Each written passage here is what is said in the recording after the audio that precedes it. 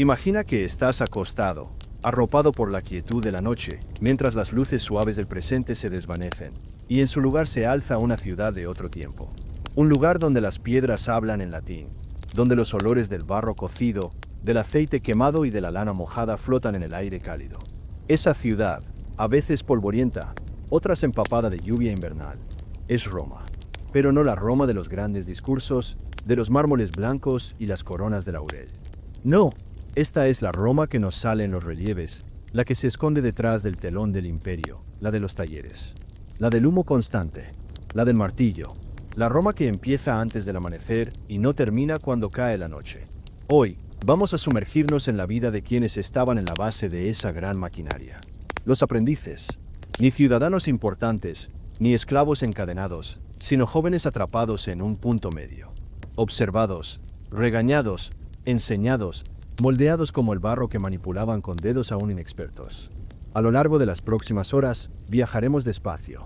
Veremos cómo era un día cualquiera en la vida de un aprendiz de alfarero. Escucharemos la historia de un esclavo convertido en artesano. Visitaremos una fábrica romana olvidada bajo las calles modernas de Sevilla. Y, finalmente, compararemos esa vida laboriosa con el ritmo lento, aunque no siempre feliz, de quienes lo tenían todo. Y aún así, quizás no tenían tanto. Así que respira. Deja que tu cuerpo se hunda un poco más en la superficie que te sostiene.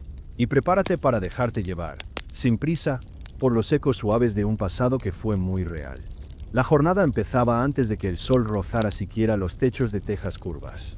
El cielo apenas clareaba cuando el muchacho, de unos 12 o 13 años, cruzaba las callejuelas aún húmedas del barrio de los artesanos, en una Roma que apenas empezaba a desperezarse. Sus sandalias, desgastadas, hacían un sonido sordo al pisar el suelo de piedra.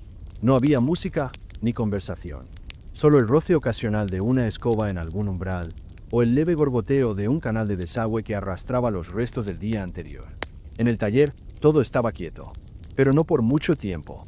El maestro llegaba con paso firme, con un ceño fruncido que parecía ya instalado de nacimiento. No hablaba mucho. A lo sumo, gruñía indicaciones o regañaba con frases cortas. Para el aprendiz, ese era el momento de empezar. Primero, cargar el barro. No era barro suave ni limpio. Era pesado, grumoso.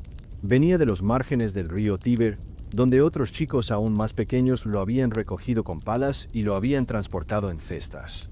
Al tacto, era frío y pegajoso. Se metía entre las uñas. Tenía un olor terroso, casi metálico. Luego venía el amasado. Con los antebrazos desnudos, el aprendiz apretaba, giraba, golpeaba la masa contra la piedra. Una y otra vez, hasta que el maestro, al pasar, alzaba una ceja o no. La señal tácita de que podía seguir. Los primeros meses, ni siquiera se acercaba al torno. El torno era casi sagrado. Una rueda baja, de madera gastada, que el maestro hacía girar con el pie mientras sus manos modelaban vasijas, jarras, cuencos. Las manos del aprendiz no eran lo bastante firmes, ni lo bastante rápidas. Así que limpiaba herramientas. Reponía agua, barría, y escuchaba. Escuchaba siempre. El silbido de la arcilla al girar, el chasquido leve cuando se abría una grieta, el suspiro del horno de leña, que nunca se apagaba del todo. La comida era simple y rápida, pan duro, a veces con un poco de queso viejo o aceitunas arrugadas. Se comía en silencio, a la sombra, y luego, vuelta al trabajo. Durante la tarde, el sol entraba sesgado por una rendija del techo. Iluminaba el polvo en suspensión. Todo parecía flotar un poco.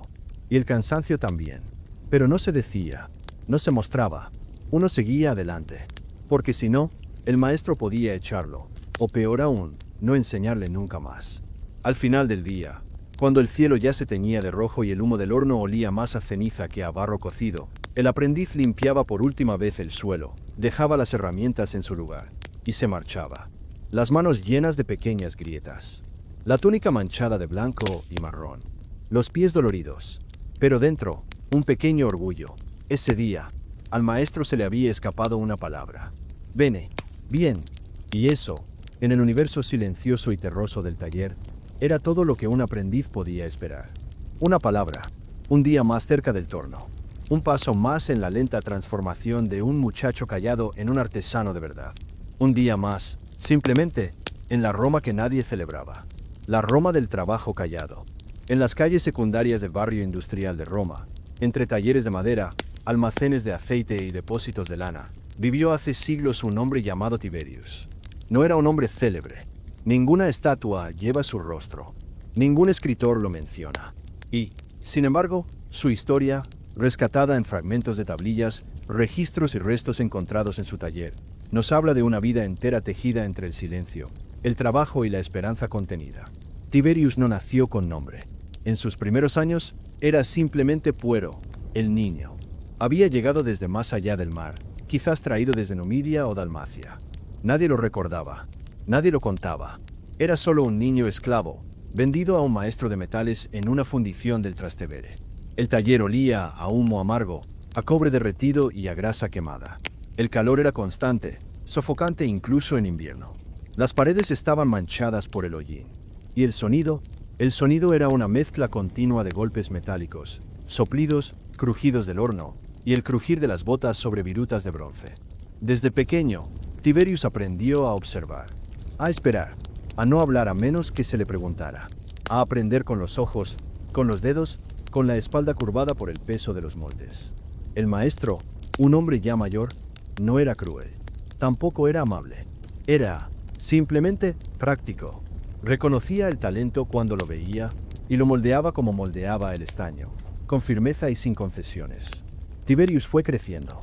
Sus manos, cada vez más precisas, aprendieron a verter el metal fundido sin derramarlo, a pulirlo con cuidado, a grabar pequeñas marcas en broches y anillos que luego se vendían en el mercado, como si hubieran salido directamente de las manos de su maestro. Nunca las suyas. Aún no. Pasaron años así, hasta que una noche de invierno, tras una jornada especialmente larga, el maestro le entregó una pequeña bolsa de tela. Dentro, unas pocas monedas. Su primera paga. No era un salario. Era, según las costumbres de Roma, un peculión. Una suma simbólica que un esclavo podía acumular, si su dueño lo permitía. Y en el caso de Tiberius, lo permitió. Con los años, siguió guardando esas monedas. Las ocultaba bajo una piedra suelta del suelo del taller. Las contaba a la oscuridad. Cada una representaba un día de trabajo, una herida en las manos, una noche sin descanso. Cuando reunió la cantidad suficiente, pidió su libertad. No lo hizo con lágrimas, ni con súplicas. Simplemente presentó su petición. Y el maestro, ya viejo y con menos fuerzas, aceptó. Así, un día cualquiera, Tiberius dejó de ser esclavo. Pero no dejó el taller. El día después de su manumisión, volvió al trabajo. A la misma hora, con la misma túnica manchada, y con un nuevo peso sobre los hombros, el de la libertad. Porque ser libre, en Roma, no significaba ser igual. Los libertos, aunque técnicamente ciudadanos, no tenían el mismo prestigio. Se les miraba con desconfianza. Algunos los llamaban ricos con alma de esclavos. Otros no los llamaban en absoluto. Tiberius intentó abrir su propio taller. Pequeño, con un solo horno. No tenía aprendices ni ayudantes. Él lo hacía todo: cortar, fundir, verter, pulir, vender. Sus obras eran buenas, incluso mejores que las de otros artesanos. Pero sus manos, aunque hábiles, estaban marcadas por su pasado, y algunos clientes preferían ir a talleres de linaje. Aún así, poco a poco, fue encontrando su lugar. Vendía a quienes no podían pagar lujos, pero querían una hebilla resistente, una lámpara bien hecha, un broche que no se rompiera al segundo uso. Y así vivió, trabajando, vendiendo, reinvirtiendo, tallando su lugar en una ciudad que no se lo daba por derecho. No se casó, no tuvo hijos, pero al final de su vida, cuando su pulso ya temblaba y el fuego del horno le parecía más intenso que antes, escribió su nombre en una tablilla de plomo. Tiberius Faber. Tiberius, artesano. No liberto, no ex esclavo, simplemente artesano. Y en esa palabra, quizás, encontró su última forma de libertad. No la otorgada por otro, sino la que uno se gana, día tras día, con manos firmes, espalda recta y mucho, mucho silencio. Ahora viajamos más allá del corazón del imperio. Dejamos atrás la ciudad de Roma y descendemos por la península itálica. Cruzamos el mar hacia el suroeste y entramos suavemente en lo que hoy es Andalucía. En tiempos del imperio, esa región era la Bética, y en una de sus ciudades más importantes, Hispalis, la actual Sevilla, latía un centro de producción artesanal que, durante siglos, sirvió al estómago y al comercio de todo el mundo romano. Pero no era un lugar de belleza ni de paseos. Era una zona industrial, una red de hornos, talleres y patios donde se fabricaban ánforas, miles, tal vez millones de ellas, para contener el aceite de oliva que España romana exportaba sin cesar. Hoy, bajo calles modernas, plazas con naranjos y cafeterías bulliciosas, duermen esos restos. Ánforas rotas, fragmentos de barro cocido, marcas de alfareros anónimos. Pero si cierras los ojos y te dejas llevar por el murmullo tenue del pasado, puedes imaginar cómo era esa fábrica olvidada.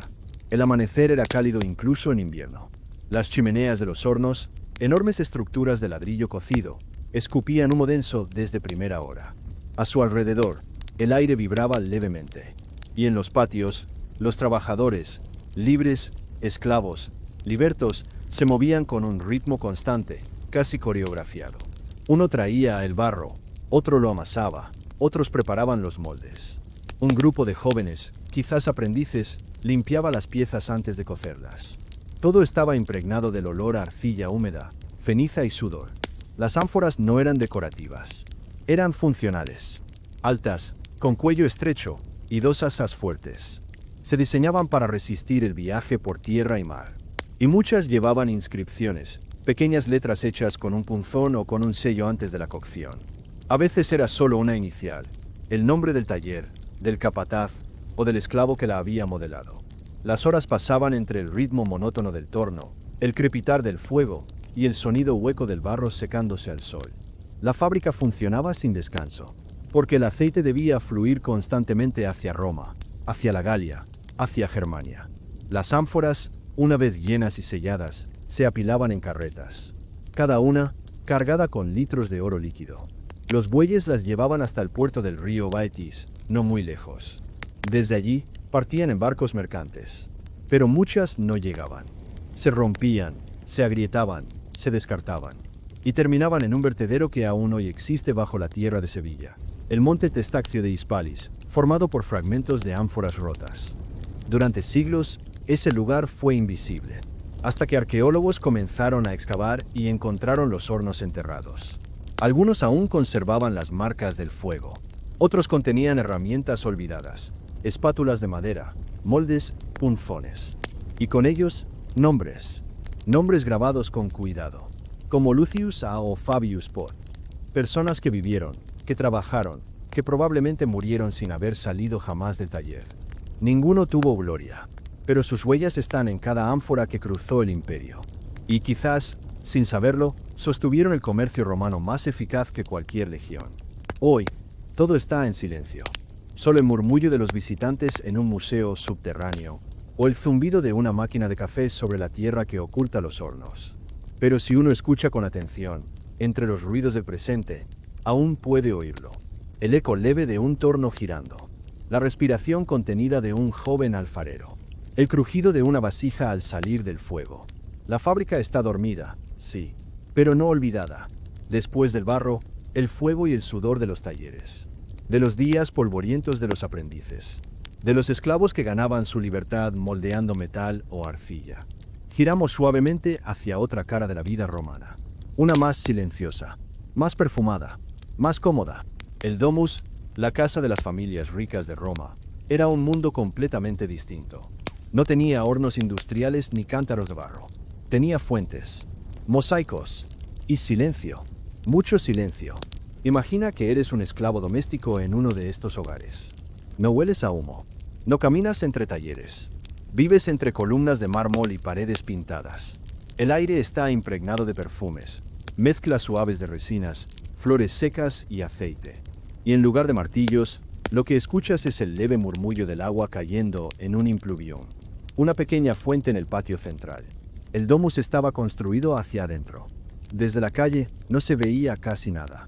Puertas modestas, muros cerrados. Pero dentro se abría un mundo completo. Al entrar, uno encontraba el atrium, una sala amplia y luminosa. Tenía el techo abierto por el centro y justo debajo, una pileta que recogía el agua de la lluvia. Este era el corazón del hogar, donde se recibía a las visitas. Las paredes estaban pintadas con frescos, escenas mitológicas, paisajes, aves, figuras danzantes. No eran obras de arte únicas, sino diseños populares, repetidos por pintores especializados, aprendices incluidos. Más allá del atrium se extendían otras estancias. El tablinium, donde el pater familias trabajaba. El triclinium, donde se comía reclinado. Los cubicula, pequeños cuartos de dormir, sin ventanas. Y por supuesto, estaba la cocina. Calurosa, modesta, en comparación con el resto. Y junto a ella, las habitaciones de los sirvientes. Aunque eran esclavos, sus tareas eran distintas. En lugar de cargar piedras, preparaban pan. En lugar de moldear metal, servían vino. Pero la servidumbre seguía ahí, invisible aunque omnipresente. Las manos de los esclavos preparaban los baños, tendían los mantos, cuidaban los jardines, perfumaban los ropajes, peinaban los cabellos.